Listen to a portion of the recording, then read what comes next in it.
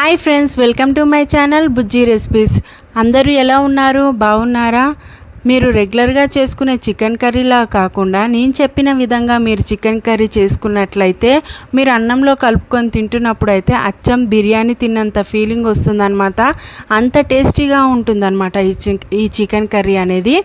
మరి దీని ప్రాసెస్లోకి వెళ్ళిపోదాం. ముందుగా దీనికి కావాల్సిన పదార్థాలు: చికెన్, పల్లీలు, ఎండు కొబ్బరి, సాజీరా, బిర్యానీ ఆకు, లవంగాలు, దాల్చిన చెక్క, యాలకులు అండ్ ఉల్లిపాయ ముక్కలు, టమాటా ముక్కలు, కొత్తిమీర, పుదీనా.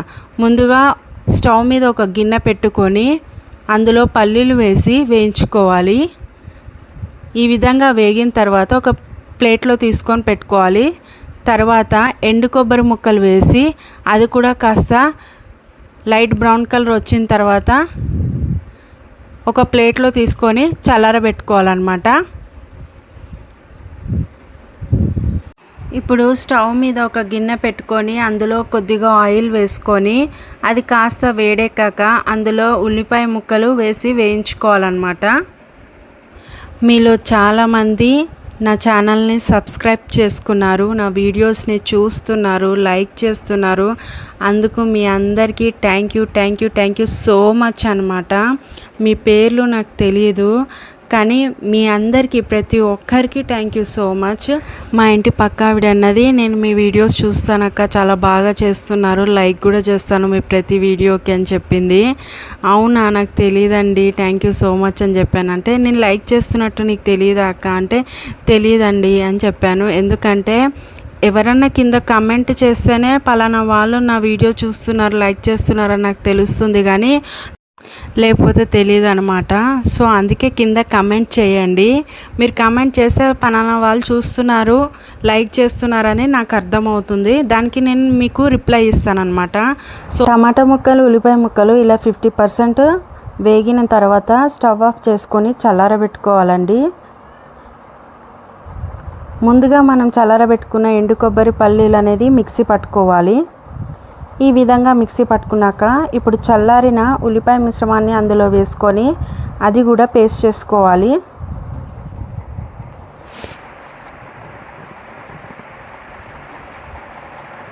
ఇలా రెడీ చేసుకోవాలండి. ఇప్పుడు స్టవ్ మీద ఒక కడాయి పెట్టుకొని అందులో కొద్దిగా ఆయిల్ వేసుకొని ముందుగా మనము 2 చెంచాల అల్లం వెల్లుల్లి పేస్ట్ వేసుకొని పచ్చివాసన పోయేంత వరకు వేయించుకోవాలి. అదనమాట సంగతి. దయచేసి ఎవరు ఏమనుకోకండి, నాకు తెలియదు అనమాట. మీరు లైక్ చేస్తున్న విషయము నాకు ఇక్కడ కనపడదు. యూట్యూబ్లో కమెంట్ చేస్తే తెలుస్తుంది అనమాట, ఆహా వీళ్ళు చూస్తున్నారా, వీళ్ళు చేస్తున్నారని. సో దానికి నేను రిప్లై ఇవ్వగలుగుతాను, నాకు అర్థమవుతుంది అనమాట. సరే అండి, ఇప్పుడు అది వేగిపోయింది. ఇప్పుడు ఇందులో చికెన్ వేసుకొని ఆ నూనెలో మంచిగా వేయించుకోవాలన్నమాట. మొత్తం అంతా మిక్స్ చేసుకోవాలి. అల్లం వెల్లుల్లి పేస్ట్ ఆ నూనె చికెన్ ముక్కలకు పట్టే విధంగా మిక్స్ చేసుకొని కాసేపు మీడియం మంట మీద వేగనివ్వాలి.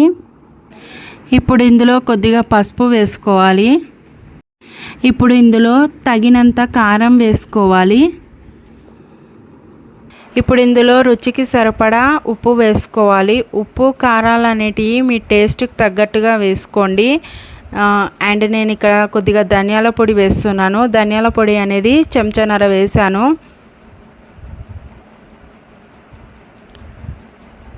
తర్వాత జీలకర్ర పొడి 1/2 చెంచా అది వేసుకున్నాను. ఇదంతా మొత్తం అంతా మంచిగా కలుపుకొని మీడియం మంట మీద కాసేపు ఈ చికెన్ని ఉడకనివ్వాలి. ఈ విధంగా ఉడికిన తర్వాత మనం ముందుగా రుబ్బి పెట్టుకున్న ఉల్లిపాయ మిశ్రమం పేస్ట్ని అందులో వేసుకోవాలన్నమాట. మిక్సీ జార్లో కొద్దిగా పేస్ట్ అంటుకొని ఉంటుంది కదా, అందులో కొద్దిగా వాటర్ పోసుకొని కలుపుకొని ఈ కర్రీలో వేసుకొని అదంతా మొత్తం అంతా మంచిగా కలిసేటట్టుగా కలుపుకొని మీడియం మంట మీద కాసేపు ఉడకనివ్వాలన్నమాట. కర్రీ ఇంకా పూర్తి కాలేదు, కానీ కర్రీ యొక్క టెక్స్చర్ చూసారా ఎంత బాగుందో, చూస్తుండగానే నోరు ఊరిపోతుంది, అంత బాగుందన్నమాట. ఇలా ఉడికిన తర్వాత ఇప్పుడు ఒక గ్లాస్ లేదా 1/2 గ్లాస్ వాటర్ పోసుకొని మరి కాసేపు ఉడికించుకోవాలి. నేను ఇందులో బిర్యానీ ఆకు ఆల్రెడీ వేసానండి, ఆ క్లిప్ మిస్ అయిపోయింది.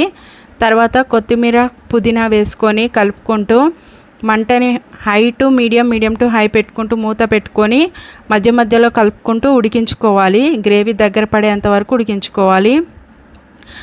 ఇంకా ఎవరైనా కొత్తగా చూస్తుంటే కనుక దయచేసి నా వీడియోస్ని లైక్ చేయండి, షేర్ చేయండి, నా ఛానల్ని సబ్స్క్రైబ్ చేసుకోండి.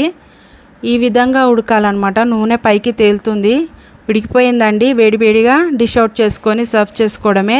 ఈ విధంగా కనుక మీరు చికెన్ కర్రీ చేసుకున్నట్లయితే తింటున్నప్పుడు మాత్రం బిర్యానీ టేస్ట్ వస్తుందన్నమాట. అంత బాగుంటుంది, అంత టేస్టీగా ఉంటుంది, చాలా చాలా రుచిగా ఉంటుంది ఈ చికెన్ కర్రీ అనేది. తప్పకుండా మీరు మీ ఇంట్లో ట్రై చేయండి. నా వీడియోని లైక్ చేయండి, షేర్ చేయండి, నా ఛానల్ని సబ్స్క్రైబ్ చేసుకోండి.